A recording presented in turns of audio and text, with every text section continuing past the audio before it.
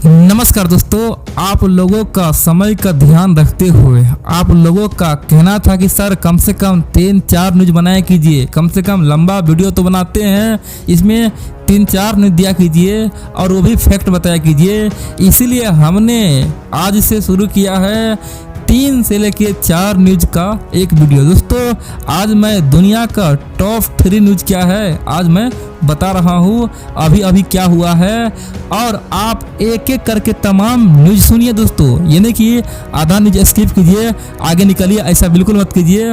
और जहाँ तक हो सके हमें प्यार दीजिए, हमारे चैनल को सब्सक्राइब कीजिए। दोस्तों हमसे जो पीछे आए वो हमसे आगे जा चुका है, जो हमारे वीडियो देख देख के चैनल बनाए वो आज हमसे आगे निकल चुका है, और आप लोग हमसे आज नाराज है। क्या बात है दोस्तों, आप लोग वीडियो को शेयर कीजिए, लाइक कीजिए और कम से कम पूरा वीडियो देखिए और बताइए आखिरकार इस प्रकार का वीडियो आपको कैसा लगता है। आखिरकार हमने जो आज 2 वीडियो 3 वीडियो एक साथ बनाया और 3-4 न्यूज को कवर किया, आप लोगों को कैसा लगा आप लोग पूरा देखिए। तो चलिए शुरू करते हैं। वर्ल्ड वार 2 के बाद दुनिया आज कितना बदल गया है। दुनिया में आज हाइपरसोनिक मिसाइल, हाइपरसोनिक लड़ाकू विमान, यहाँ तक कि दुनिया में आज अदृश्य हथियार भी बनाया जा रहा है। और अब तक एक चीज नहीं बदला है, वो है यूनाइटेड नेशन। यूनाइटेड नेशन का वही ढांचा है, वही चाल है, और यही कारण है कि यूनाइटेड नेशन है लेकिन कहीं पे कोई समस्या हल नहीं हो रहा है।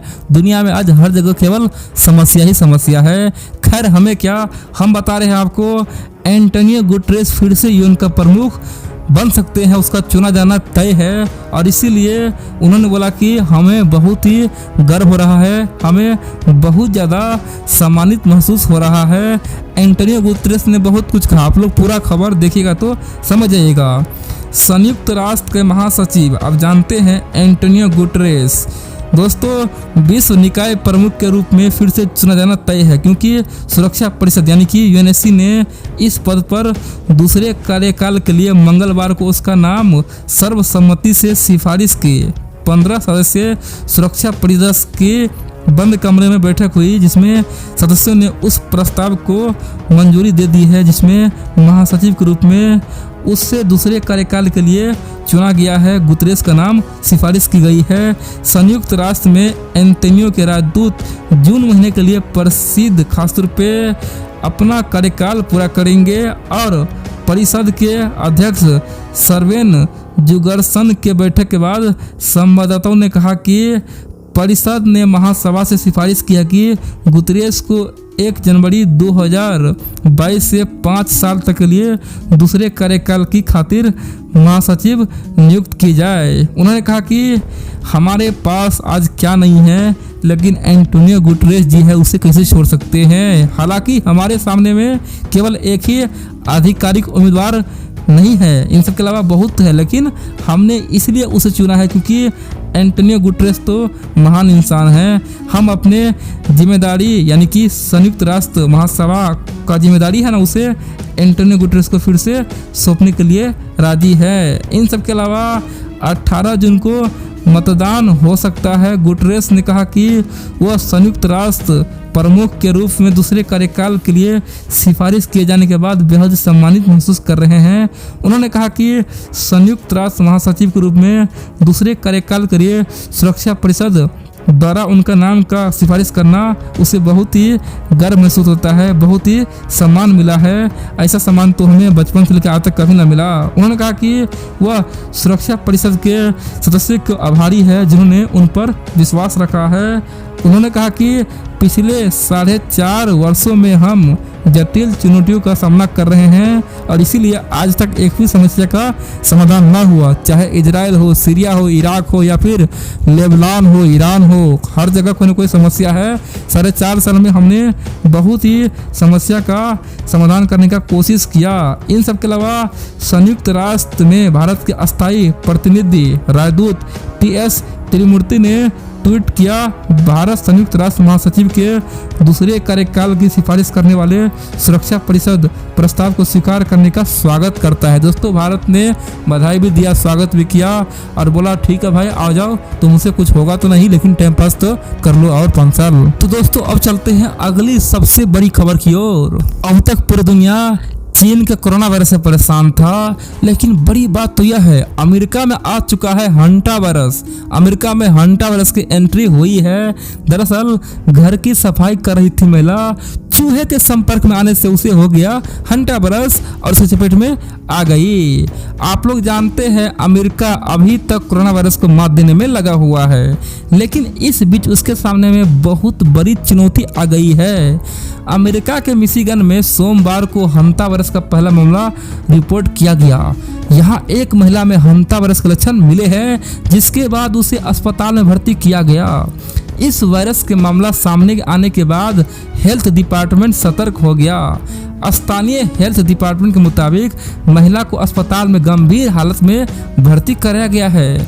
मिशिगन राज्य के वाटसेना काउंटी में यह मामला सामने आया है। बताया जा रहा है कि महिला एक खाली घर की सफाई कर रही थी, जो करीब पिछले 2 साल से बंद थी, पूरी तरह से चौपट था। उसी दौरान वहां पे कुछ चूहे उसके संपर्क में आ गई, जिसके बाद उसमें ये लक्षण दिखाई दिए। आपको बता दें कि हंटा वायरस चूहे से फैलता है। ये उनके संपर्क में आने से अथवा चूहे के सलाइवा या फिर पेशाब मल के जरिए आसपास के गंदगी में फैलता है, फिर इंसान में फैल जाता है। आपको बता दें कि हंटा वायरस चूहे से फैलता है।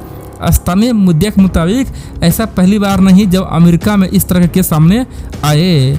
अमेरिका में साल 1993 से हंटा वायरस के ऊपर रिसर्च चल रही है। कई बार कुछ लोग इसकी चपेट में आए भी हैं, लेकिन अब कोरोना काल में अमेरिका में ये पहला मामला आया है, इसीलिए दुनिया इतना चौपट है, शांत है। गौरतलब है कि हाल ही में जब चीन से कोरोना वायरस की शुरुआत हुई तो दुनिया भर में उसने अपना आतंक दिखाया। चीन में कुछ वक्त बाद कोरोना का असर कम तो हुआ, लेकिन बाद में हंटा वायरस फैलने लगा था। चीन में इसके कारण एक व्यक्ति का मौत भी हुआ था। कैसे फैलता है ये हंटा वायरस दोस्तों, आप लोग जान लीजिए, और इसका क्या लक्षण ये भी जान लीजिए, ताकि आप लोग पहले ही इसे पकड़ सके। आप लोग जानते हैं अभी तक शोध में पाया गया है कि हंटा वायरस इंसान से इंसानों में नहीं फैलता। ये चूहे या फिर गिलहरी से संपर्क में आने से किसी को हो सकता है।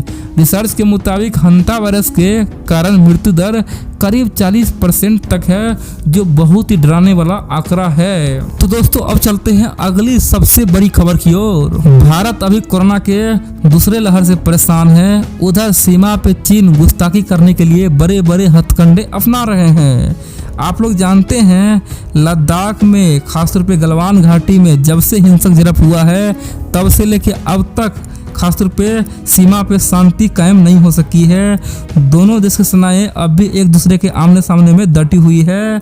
इसी बीच चीन ने एक बार फिर से चालबाजी किया है, अपने पैतरेबाजी पे उतर आया है। पूर्वी लद्दाख में सीमा से सटे इलाकों में अपनी सैन्य गतिविधियों को बढ़ा दिया है। इस इलाके में वह युद्ध अभ्यास कर रहा है, जो उसे नापाक इरादों को दर्शा रहा है और उसका जो सोच है क्या वो बता रहा है। हालांकि चीन के हर चाल पर भारत की पैनी नज़र है।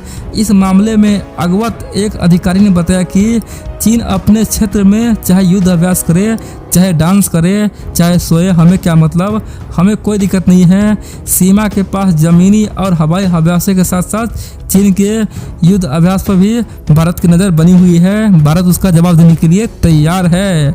अपने मंसूबे को अंजाम देने की फिराक में लगा चीन अपने अभ्यासों में कई विमानों का इस्तेमाल कर रहा है। हाल ही में भारतीय सेना ने चीन के हवाई अभ्यासों का ट्रैक किया, जिसमें देखा गया कि चीन ने ट्रेनिंग में एक स्क्वाड्रन प्लस चीनी लड़ाकू विमान यानी कि 18 से अधिक विमान का इस्तेमाल कर रहा। यह अभ्यास पिछले महीने में किया गया था। इसके अलावा भारत चीनी क्षेत्रों पर भी नज़र रखा है, जहां पे चीन ने हथियार तैनात कर रखा है, और खासतौर पे LAC के पास, खासतौर पे LAC से 15 किलोमीटर दूर में क्या गतिविधि हो रही है, भारतीय आर्मी सब कुछ पता लगा रहा है। भारत का जो सैटेलाइट है चीन पे अब ट्रैकिंग कर रहा है, चीनी आर्मी पे ट्रैकिंग कर रहा है, चीन का हर पल खासतौर पे नज़र रख रहा है। ऐसा नहीं है कि भारत सिर्फ चीन के गतिविधियों पर ही नज़र बनाए हुए हैं। भारतीय सेना भी लगातार अपनी प्रशिक्षण गतिविधियों का अंजाम दे रही है। चीन से लोहा लेने के लिए पूरी तरह से तैयार है और वो भी युद्ध अभ्यास कर रहा है। एक अधिकारी ने कहा कि चीनी सेना अपने क्षेत्र में कुछ भी करे कोई मतलब नहीं है, लेकिन हम तो अपने क्षेत्र में धमाल कर रहे हैं, कमाल कर रहे हैं। हमारे सेना हाई अलर्ट पे है क्योंकि चीनी सैनिकों ने एलएसी पर मशीनों और सैनिकों की तैनात जारी रखी है। वहां से सैनिकों को आगे आने के लिए तैनात किया जा सकता है और चीन कभी भी धोखे से कहीं भी वार कर सकता है, कहीं भी हमला कर सकता है। चीन का ये डीएनए है, इसीलिए भारत चीन बॉर्डर की स्थिति में ज़्यादा बदलाव नहीं देखा गया।